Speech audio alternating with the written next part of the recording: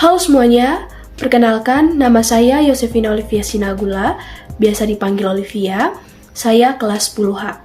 Jadi, sekarang saya akan menjelaskan tentang dampak sosial informatika terhadap bidang ekonomi dan hukum. Selamat menyaksikan.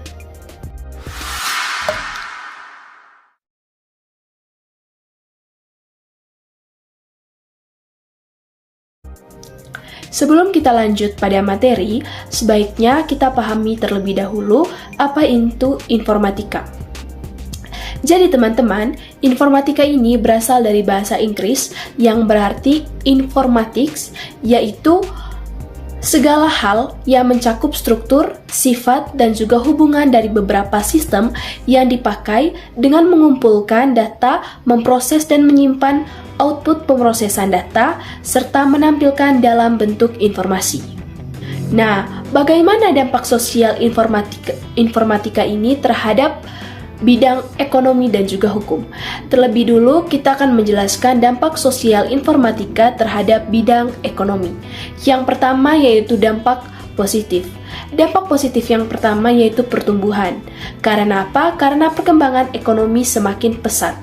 Yang kedua, adanya lapangan pekerjaan. Semakin maraknya penggunaan teknologi akan semakin membuka lapangan pekerjaan. Yang ketiga, persaingan kerja, yaitu perkembangan teknologi dan ekonomi akan berdampak pada penyerapan tenaga kerja yang diperlukan. Yang keempat, e-commerce, yaitu bisnis yang berbasis TIK atau TIK atau yang biasa disebut dengan e-commerce yang dapat mempermudah transaksi-transaksi bisnis atau suatu perusahaan atau bisa juga perorangan. Nah, bukan hanya ada dampak positif, tetapi ada juga yang namanya dampak negatif. Dampak negatif sosial informatika terhadap bidang ekonomi yang pertama yaitu cracking.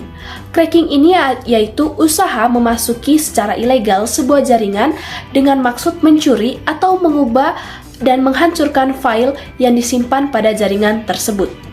Yang kedua, cybercrime, atau perbuatan ini dilakukan secara ilegal yang dapat menyebabkan kerugian yang sangat besar. Yang ketiga, hacking. Hacking ini biasanya terdapat pada Facebook yang sering terjadi sebagai sarana untuk jual beli online sehingga menimbulkan kerugian bagi penjual ataupun pembelinya. Yang keempat, black market, yaitu dengan mudahnya melakukan transaksi di internet menyebabkan akan semakin memudahkan pula transaksi yang dilarang seperti transaksi barang, selundupan, atau transaksi narkoba. Adapun cara mengatasi hal-hal tersebut, yang pertama, gunakan teknologi informasi sesuai dengan tujuannya. Yang kedua, jika masih di bawah umur, mintalah pendampingan dari orang tua. Yang ketiga, jauhi situs-situs yang tidak bermanfaat.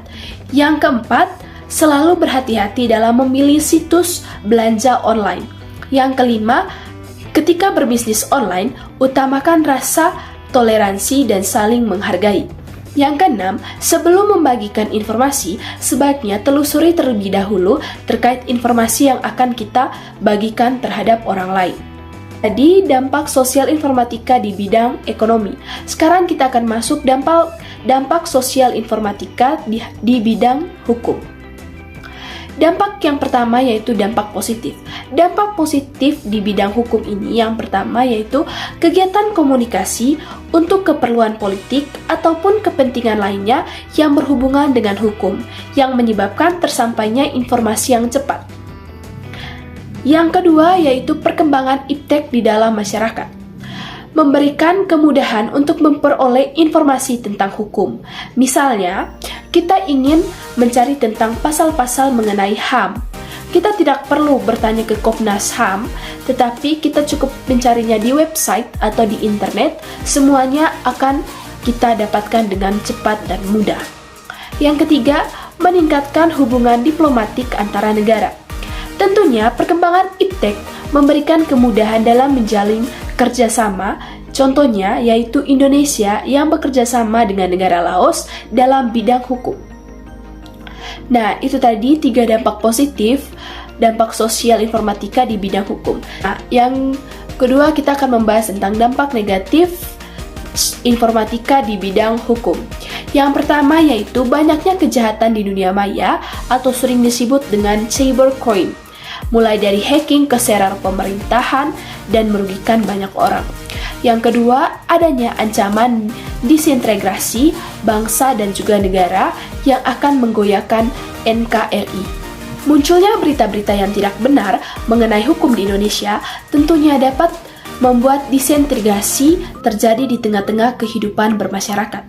Yang ketiga, timbulnya unjuk rasa yang semakin berani dan bertentangan dan mengabaikan kepentingan umum. Karena apa? Karena adanya para provokator yang akan membuat orang cepat terpengaruh sehingga masyarakat yang merasa itu benar akan membuat kerusakan, baik itu kerusakan kecil maupun kerusakan yang skalanya besar.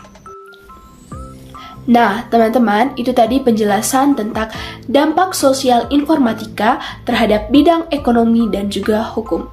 Semoga bermanfaat.